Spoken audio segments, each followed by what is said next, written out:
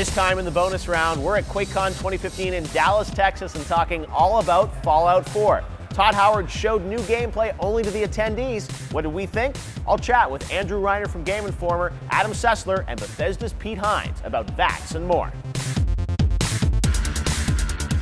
Hey, welcome back to the bonus round here on GT. I'm Jeff Keighley with Adam, Pete, and Reiner. We are here at QuakeCon in Dallas, Texas, inside, thankfully, since it's only about 105 degrees out in Texas, but nice and cool in the BYOC. And this time we're going to be talking about Fallout 4. Todd Howard was here showing a new demo just to the QuakeCon attendees, Pete, so we don't have any new footage to show people. We can tell you how amazing it was. Tell them everything you want. Yes, it looked great, and Todd knew his audience here. He brought a lot of action gameplay, a lot of headshots and things like that. The crowd was riled up against. Let's start with you, Reiner, since you wrote a great story on GameInformer.com. If people want to go there and read it, they should. But we obviously, everyone saw what you guys did at E3, an incredible sort of, 30-minute presentation from Todd about the game. What did you learn that was new about Fallout here at QuakeCon? Well, there was just so much to digest. You just felt like your brain was getting throttled by Todd. He was just like, here's this piece and this piece and this piece. We learned about companions. I know, 12, right? 12 companions. Yeah. You can have one with you at a time. Romance options, regardless of gender. And I think it is just humans, right? Like only humans. Okay. No dogs? So my whole list for Andy, green. Can't romance the dog? No robots, no dogs. There's that, and then they showed off a 11 minute gameplay slice that the extended clip, yeah. It's about 10 minutes. Walked through new weapons and new abilities. The special perk system was unveiled as well, and I don't even know what that is. Like, Todd just kept talking about it, like how dynamic it is. There's gonna be 270 options in there, something like that. So it seems pretty cool, and I kind of like what they're doing with the skills. It seems like they're kind of rolling the skills that were there before into the perks, and then they have it presented on like this kind of map or like poster, right. Which is kind of like Skyrim, where you would look up to the stars. This is like a very visual graphic that you look at, where you get to see kind of what you're investing your points in.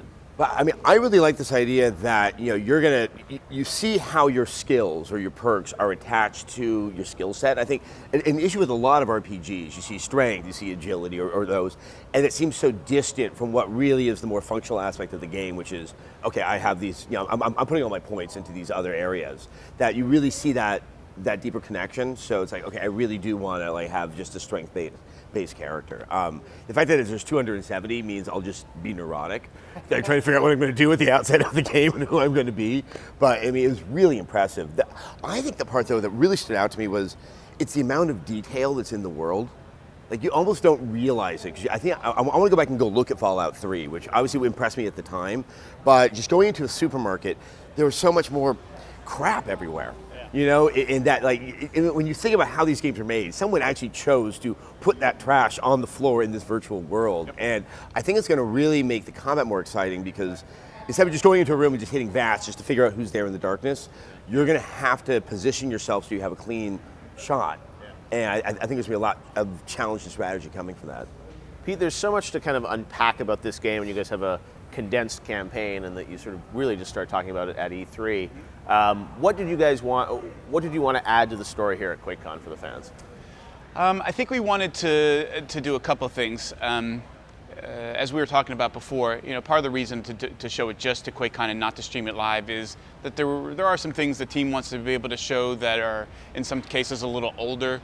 There was a little bit more. It wasn't just a straight, all gameplay stuff. So Todd spent more time showing concept art, even some older clips to kind of help people understand how we got to where we are, the process of dialogue, showing really old motion capture stuff and some other things that were part of the process of getting here.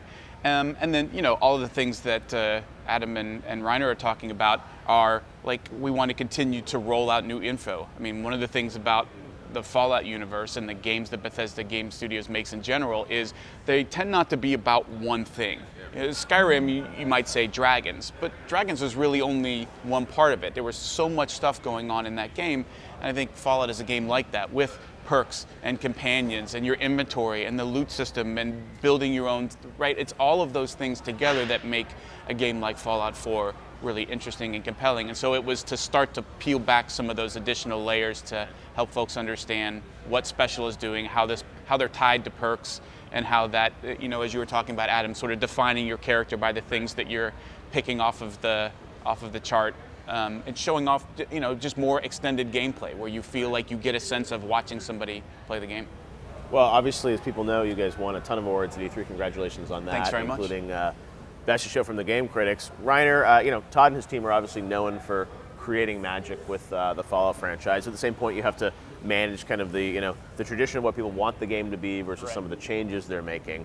When you look at Fallout now, is there anything that you wonder about, like the changes they're making? Are people going to respond to those, or do you, like you mentioned, like changing around sort of some of the specials and things like that? Sure. Yeah. I mean, you look at it at just one glance and it's like, yes, it's more Fallout, but at the same time they're adding all this stuff to it. Like building your own settlements and stuff like that. I was sitting next to Sessler during the presentation, and we were both just giggling, and it wasn't like funny stuff was happening. It was us giggling like, that's gonna be like 200 hours of me just looting, like gold watches off people. Of like that clicking sound as you're looting someone. I mean, it just triggered this crazy like obsessive compulsive thing where I just wanted to I was like, why aren't you picking that up? Pick that up. Go grab that. That just weird sense of satisfaction that comes out of a game like Fallout. And I played it way back in 2008, but it just brought back all those memories. I think so it's you just strongly. Remembering those moments and grasping towards like what he's showing now. It's funny actually when we were in the office and Todd was going through like, okay, here's what I'm planning on showing, and we were doing the gameplay thing,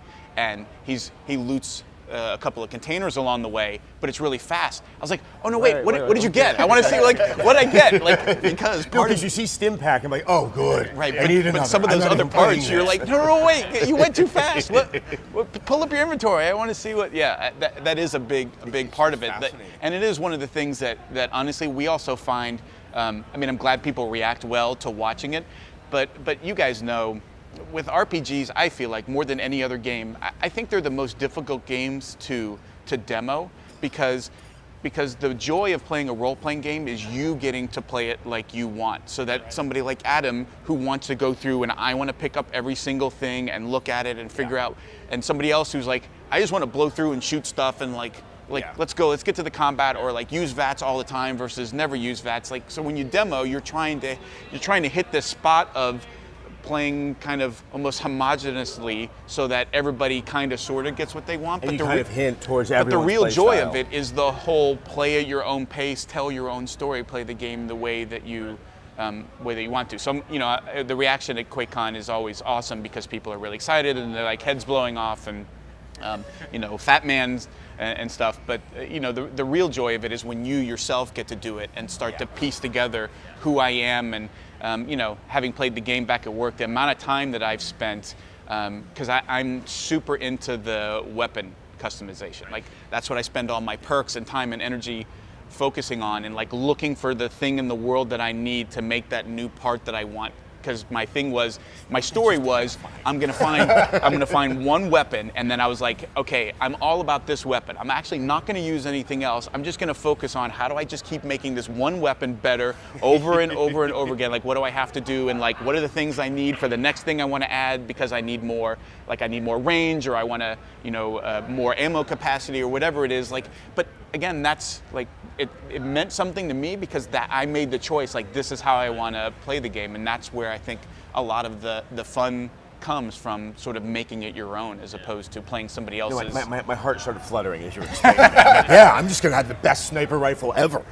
And to go back to your question, I mean, this is evidence right here. It is still Fallout at its core, right? Yeah, they're changing things, but we've been with Todd, along these adventures for decades now. Yeah, and I think they're going to make the right call for us. This is where my benefit of the doubt, I'm really confident with it. Yeah. Now, the part that I think is going to be interesting, it was very evident in the demo, is they really have improved the real-time combat without going into VATS. But what I did notice is the minute VATS happened, you just heard the crowd just get all excited. Yeah, I'll get excited. That Where are we gonna pick? even though it sounds like it's going to be a lot more effective as real-time combat, VATS is so intrinsic to the play style, how you're going to encourage people to sort of break out of that. Well, I'm curious what your reactions were, because we showed more of the VATS and we showed more of the fact that it is intended to sort of keep the pace of combat moving because it doesn't pause. I wonder how much you guys picked up on that during the gameplay, that it's no longer a case of pressing the button and then you can take your sweet time if you've got 6 enemies kind of picking and choosing, that those numbers are changing in real time, that the characters keep moving and shooting at you and attacking it. Did you? It felt like because I think you naturally sort of already knew where you were going to flick before you pulled that, so it's sort of like that was like you were going in one direction, I feel like. And it's like, I didn't feel like it But some of the enemies, the ghouls in particular, were so much more aggressive. Like they were suddenly in your face much faster than I think they were in Fallout 3. it didn't feel like it was, you were pausing or you were slowing down. It felt like you were just kind of making a pick. I know in Fallout 3, like I use it as a crutch all the time. Like when you get swarmed by stuff, like you press it and like, all right, just give me a second, and like there's, to your point, when you have some of these really aggressive, particularly the ones that come in swarms, like it isn't that safety net of like, let me figure out what's going on. Like, well, and they're still moving. You're not stopping time. You're just slowing it down. Yes, everything's still moving. If somebody's shooting at you, they're still shooting at you. You will be taking damage but while you're slowed, right? It's slowed, but it doesn't stop. So if somebody's in the process of shooting you, when you go to VATS, you're still getting hit by bullets. So what I love is taking like the damage. team even thinking they're tweaking about like how slow is too slow, how fast. It's like those kind of things where there's like a whole meeting about like how much do we slow it down. And it does. I mean, real-time combat has its own sort of frenetic feel, and I think they've spent a lot of time, talking to Todd. They spent time talking to guys at Machine Games and id and all of our other studios about the feel and the responsiveness of just trying to push it to feel like a really good shooter. But the way that the VATS stays with that, because you've got a guy you want to shoot but he's going behind cover, and like you got to hurry up and make a decision because that body part is about to drop from 64% to 0 when it goes right. I see now. So you realize, so I guess at some point things will disappear because you'll lose that in real time. Right. So as they're moving in real time, if somebody's running behind a column, like you can't just take your time picking a body part. Like you need to go up because he's moving the whole time, and those percentages will change as they go behind. It'll change as you're in. Oh yeah. Well, if you watch the while they're moving, even when the arm, like if the arm is running, when it goes behind their torso, you lose it, and then when it comes back up, so when if they're running towards a car or the side of a building, like you gotta hurry up and take your shots because he's gonna get the cover before you've aimed him up. So you didn't even pick that up, but like that actually does sort of add to the urgency, even in VATS, that you gotta kind of keep going. One move that I saw tied to the melee was, I think it was a ghoul he was going against. He dropped him to all fours and then executed him. That was a finishing thing. Okay. Yeah. So it's like a new thing that's being added? you know how VATS has like the kill cam, the kill shot for range stuff, right? Like you do the boom, boom, boom, and then the one that takes them out, you get the awesome finish. That's the awesome finish for the melee. Like cool. the you VATS'd them, and the one that's going to take him out, you knock him down, and then you chopped his head off. Well, also, if I'm right, the ghouls, you were shooting off their arms, and they were still coming at you. I don't recall that you could dismember, and they were still an active enemy in Fallout 3.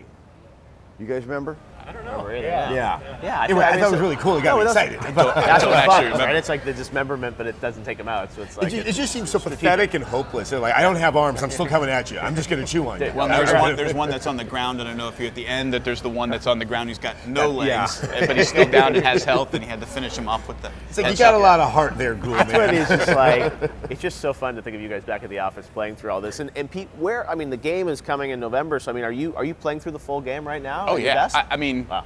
Not to over exaggerate, but the game is essentially done. Right. When you talk about like what else are you doing, like all we're doing is taking what exists and polishing it and fixing bugs, and like November, and you guys know how this works. Like it's not like you work till November 9th and then November 10th it's out. Like you have to make discs and you have to do all this other stuff. So people can officially be jealous. They are finishing the game. That's all they're doing this summer is just finishing the game.